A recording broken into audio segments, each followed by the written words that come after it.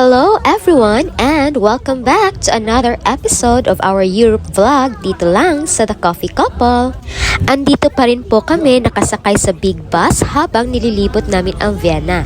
Last time, if naalala nyo sa pinost namin na previous na video dito sa channel is namasyal tayo sa Stadtpark, which is more or less like a city park ng Vienna.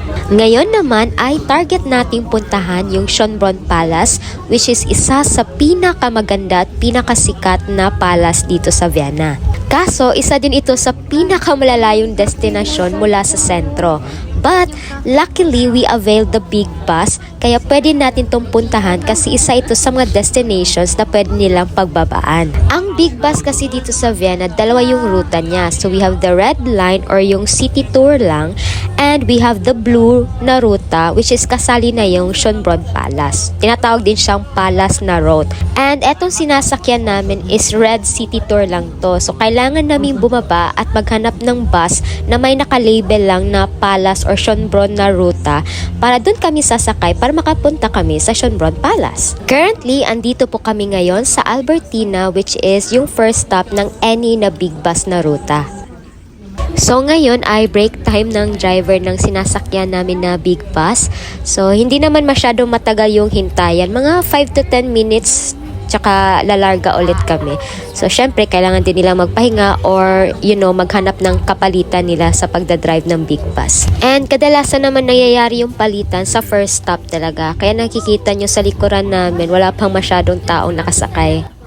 And now, we are on our way to Schönbrunn Palace. So, wag kayong mape-pressure nor manghihinayang na dapat babaan nyo yung lahat ng staffs, lilibutin nyo lahat ng mga tourist destinations kasi especially if isang day lang na ticket ng big bus yung in-avail nyo, hindi talaga siya kaya libutin lahat. Vienna is a very big city and ang dami niyang mga palasyo tsaka mga magagandang museum na naririto. Kaya kung gusto nyo libutin siya ng isang araw lahat, hindi talaga kaya. Good na yung langga. Good ka? Semua saurihin. Gutom ka? Andiyan saurihin, sura. What is this ka? What is that? لا مش سورة يلا hello كمان Haggard na kami. Bawasan natin yung pagka-haggard namin. May kalayuan din talaga kasi yung Schönbrunn Palace, kaya medyo nakakapagod yung biyahe. Syempre, andun lang kami sa loob ng big bus, tsaka nakakaantok na din kasi yung mga panahon na ito is papa sunset na nung papunta na kami doon sa palace. And finally, we are here. Nakarating na po tayo dito sa palace. Ang laki niya sobra at ang ganda-ganda niya sobra. Dito pa lang sa labas, nakikita namin ang ganda niya talaga. And syempre, doon tayo ibababa ni Manong driver sa designated na stop dito sa Schönbrunn Palace.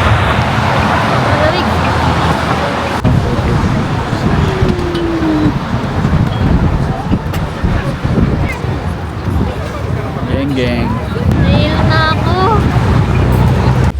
So, eto nga po pala yung bungad ng Schönbrunn. Palace. And makikita nyo po na ang dami-daming tao ngayon sa Schönbrunn kasi nga is Christmas Day. Yes, today is December 25, Pasko dito ngayon. And super happy kami kasi bukas yung Christmas bazaar nila or Christmas market nila dito. Dito kami sa Christmas bazaar or Christmas market. Ang lawak at ang laki ng Christmas market dito sa Schönbrunn. Ang dami-daming mga stalls at ang dami-daming pwedeng bilhin dito. And believe me when I say, wala nang mas special pa sa Europe in terms sa Christmas season. Kaya naman, sobrang saya namin nang madatna namin itong Christmas market dito sa palasyong to. Balak talaga sana namin pumasok sa Schönbrunn Palace para mamasyal dito. Kaso parang ang mahal-mahal kasi ng entrance ticket nila. Kaya napag-isipan namin na why not yung pang-entrance namin, igasta na lang namin dito at bumili kami ng makakain namin dito sa market. Eto nga pala pala ang Schönbrunn, yung pinakabungad talaga niya. And andito lang sa harapan yung Christmas market. And syempre, may ATM dito in case na wala kayong cash na dala kasi iilan lang yung mga stores na pwede magamit ng card. Medyo nakakatakam na yung mga nakikita naming mga pagkain kaya it's time for us to buy some food. Sige. Hi. 2 hot chocolates. With cream on top? Yes. Yes. So with deposit, it's 17 euros. Thank you. So, bumili kami netong hot chocolate para naman mainitan kami kasi sobrang lamig talaga dito at mahangin pa. Nagpapabayad po sila ng deposit kada order in case na gusto nyo nang iuwi yung baso as a souvenir ng pagpunta nyo dito. And bumili din kami netong malaking pretzel to partner with our hot chocolate para kumpleto ang Christmas merienda namin. Iba't ibang layang makikita mo dito sa market. Kasama na din yung mga Pinoy. Actually, yung nakikita nyong pamilya dyan sa tabi ko, mga Pinoy yan. Kaso nahiya na ako kaya hindi ko na sila nabate. Yeah, ayos na.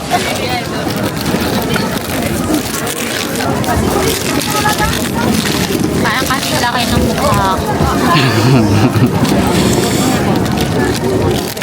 Merry Christmas. Merry Christmas. Kakain na yung outfit chick partner.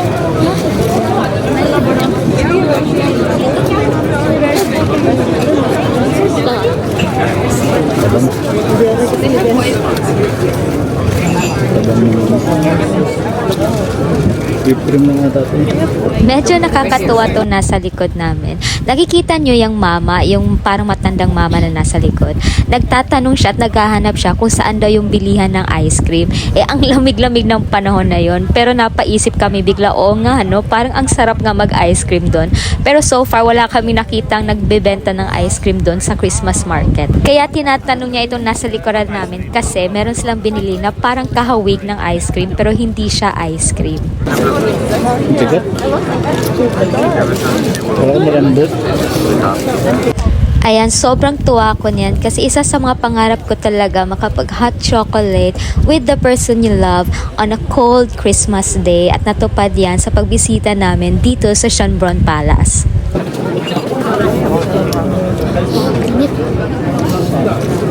Kung mapapansin nyo ay nakakip po yung buhok ko dyan sa coat ko kasi ang hangin sobra ng Vienna at wala po akong pantali ng buhok kaya dyan kinip ko na lang buhok ko sa coat ko.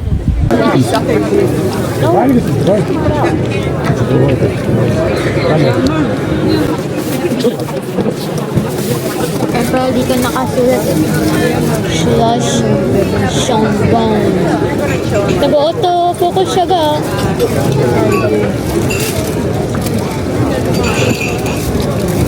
Ito, hindi na naubos ko. Take out of niya. Papunta pa yung Czech Republic yan. And yes, umabot pa nga yung tinapay na yan sa Czech Republic mismo.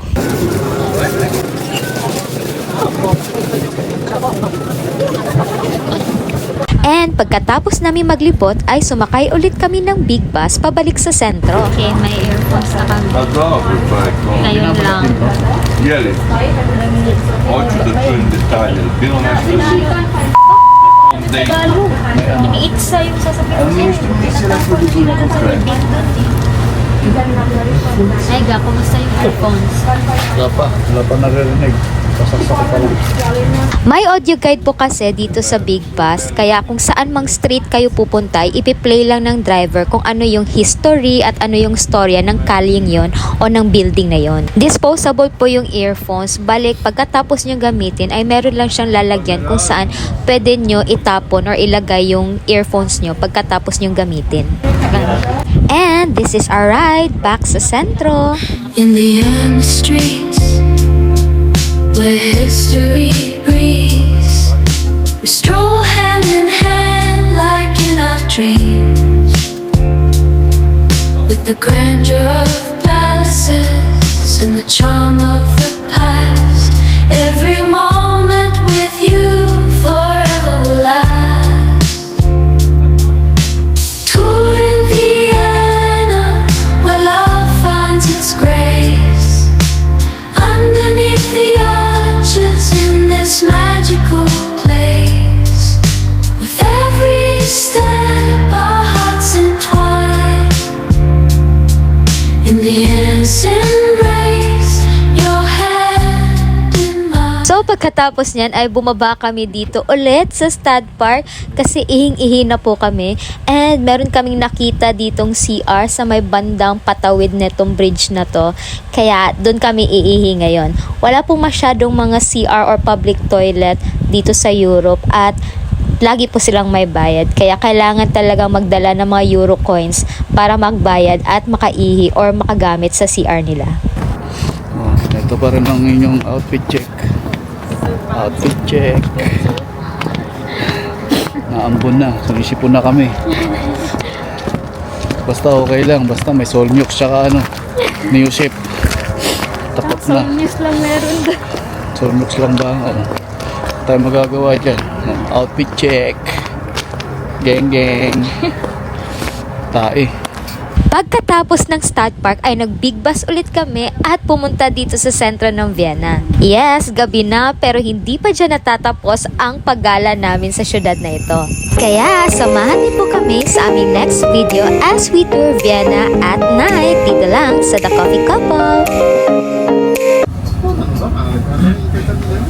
Uy. Fuck.